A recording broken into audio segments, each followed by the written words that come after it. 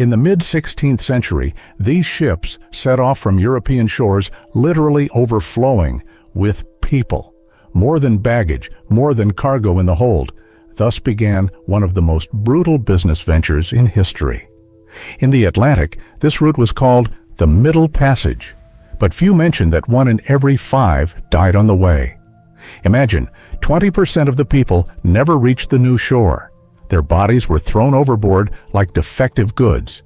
The transatlantic slave trade was a global scheme generating profits enough to feed an entire small European country.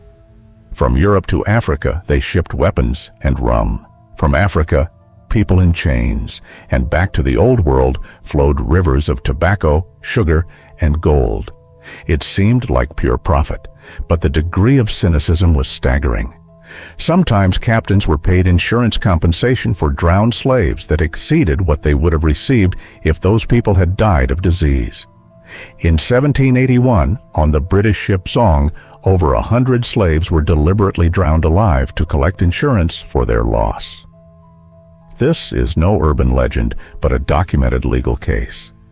English port cities like Liverpool and Bristol had no qualms about thriving on this black gold. Entire mansions, lavish balls, and aristocratic titles were funded by that very commodity, moving along a conveyor belt from Africa.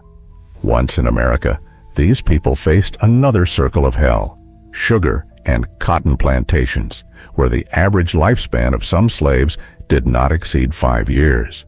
Or Brazil, which took in up to 40% of all enslaved people. Imagine, 4 out of every 10 forced into the holds ended up there.